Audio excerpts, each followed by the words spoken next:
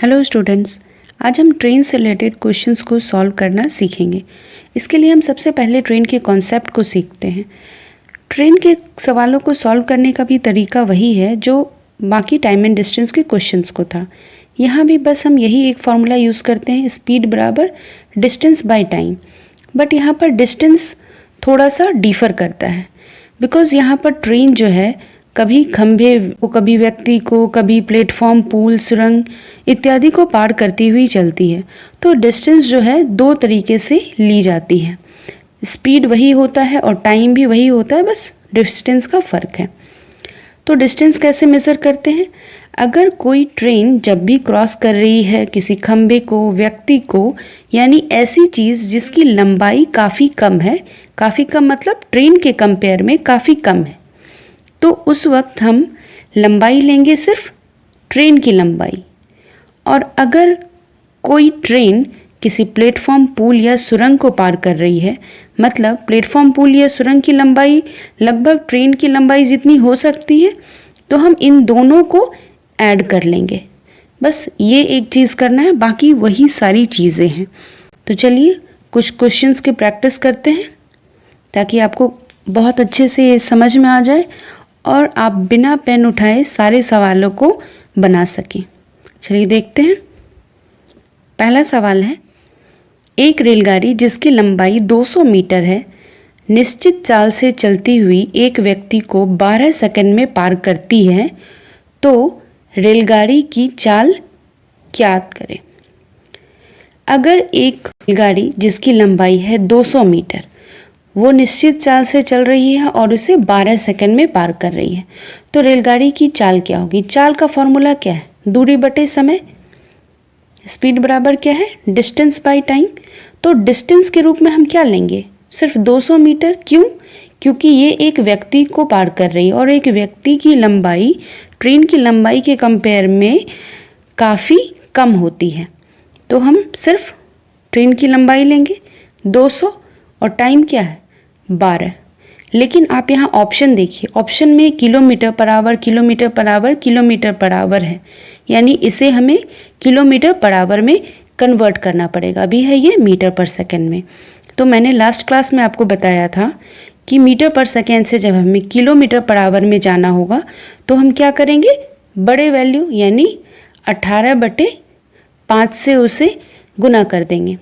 Cut कीजिए, 5 चौका 20, 40 हो गया। यहाँ 6 तिया 18, 6 दूनी के 12, फिर 2 से इसे कट किए 20 हो गया।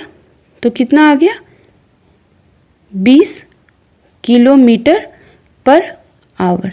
सॉरी, यहाँ 3 से इसे मल्टीप्लाई करेंगे तो 20 × 3 यानी कि ये हो जाएगा 60 kilometre per hour. Option number 1 answer हो गया। चलिए नेक्स्ट क्वेश्चन करते हैं। नेक्स्ट क्वेश्चन है, एक रेलगाड़ी 54 किलोमीटर की चाल से चलती हुई किसी बिजली के खंभे को 20 सेकंड में पार करती है, तो रेलगाड़ी की लंबाई ज्ञात करें। आपको फॉर्मूला पता है, स्पीड बराबर क्या? डिस्टेंस बाय टाइम, यानी कि डिस्टेंस बराबर क्या है? स्पीड इनटू टाइम है। और अगर यहाँ पर 54 किलोमीटर पर आवर दिया हुआ है तो उसे हम मीटर पर सेकंड में कैसे करते हैं? 18 तिया 54, तो 5 तिया 15, यानी ये हो गया 15, और 15 और 20 को गुना करेंगे कितना हो जाएगा? 15 दूनी के 30, यानी कि 300 मीटर पर सेकंड। नेक्स्ट क्वेश्चन देखते हैं। एक रेलगाड़ी 72 किलोमीटर पर आवर की चाल से 200 मीटर लंबे रेलवे पुल को 35 सेकंड में पार करती है, तो रेलगाड़ी की लंबाई ज्ञात करें। जब आप ये सवाल एग्ज़ाम में देखेंगे तो सबसे पहले आप क्या करेंगे? सबसे पहले आपको क्या करना होगा? यहाँ आपने देखा 72 किलोमीटर पर आवर है और ये किसको पार कर रही है? एक रेलवे पुल को पार कर रही है। दो बातों को आपको देखना है कि ये स्पीड जो है वो किस में दिया हुआ है? किलोमीटर पर आवर में। और दूसरी जो हमारी लेंथ है उसमें सिर्फ हमें रेलगाड़ी को लेना है या फिर पुल को भी ऐड करना है। बस ये दो बातों को आपको चेक करना है। तो आप दोनों बातें चेक कर लेंगे। अगर आपको दिया हुआ है किलोमीटर पर आवर में और ऑप्शन दिया हुआ है सब मीटर में, तो सबसे पहले आप उसे कन्वर्ट कर लीजिए। 18 चौके 72 यानी 5 चौका 20। किलोमीटर पर आवर के लिए हम 18 का टेबल पढ़ते हैं और मीटर पर सेकंड के लिए 5 का टेबल पढ़ते हैं। तो यहाँ हो गया मीटर पर सेकंड। उसके बाद ये रेलवे पुल को पार कर रही है कितनी देर में? 35 सेकंड में। जब आपने ये देखा तो अगर आप इसे मल्टीप्लाई कर देंगे 35 से तो कितना आ गया? 700। ये जो 700 मीटर लंबाई निकलेगी, ये 700 मीटर किसकी निकलेगी? ट्रेन की, और साथ ही साथ में रेलवे पुल की भी।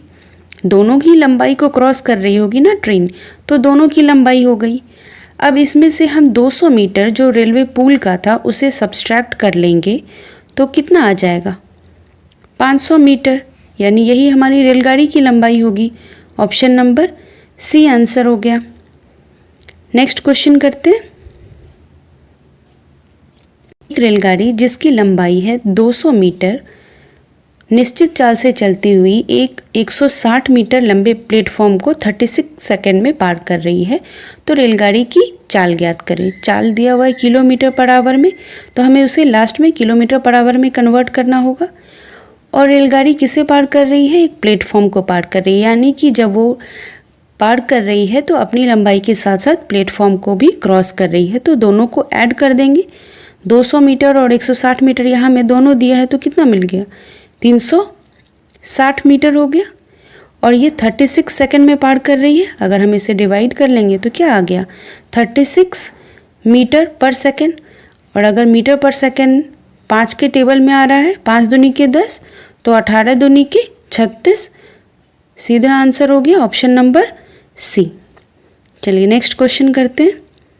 एक रेलगाड़ी एक खंभे को 15 सेकंड में तथा 100 मीटर लंबे प्लेटफॉर्म को 25 सेकंड में पार करती है, तो रेलगाड़ी की लंबाई ज्ञात करें। तो यहाँ इस सवाल में जब एक रेलगाड़ी किसी खंभे को पार कर रही है तो उस वक्त वो सिर्फ अपनी लंबाई को क्रॉस कर रही है, तो वो कितने देर में पार कर रही है? 15 सेकंड में। और जब वो 100 मीटर लंबे प्लेटफॉर्म को पार कर रही है, यानी वो अपने आप को भी पार करी और 100 मीटर लंबे प्लेटफॉर्म को भी पार करी, और इतना वो उसने कितने देर में किया? 25 सेकंड में किया। ठीक है, यानी कि वो जो 15 सेकंड से ये जो 25 सेकंड का फ़र्क है, ये जो 10 सेकंड का आपने फ़र्क देखा, वो किस लिए? जब वो सिर्फ 100 मीटर को क्रॉस कर रही होगी उस वक्त के लिए है। तो यानी कि जब मुझे रेलगाड़ी की लंबाई निकालनी है तो हम सबसे पहले क्या निकाल सकते हैं? रेलगाड़ी की चाल निकाल सकते हैं। तो रेलगाड़ी की चाल क्या हो जाएगी? 100/10 हो जाएगी, यानी कितनी? 10 मीटर पर सेकंड। 10 मीटर पर सेकंड हो गई रेलगाड़ी की चाल, और 15 सेकंड लग रहे हैं उसको अपने आप को क्रॉस करने में। तो इन दोनों को जब हम गुना करेंगे तो कितना हो जाएगा? 150, यानी कितना हो गया? 150 मीटर आंसर।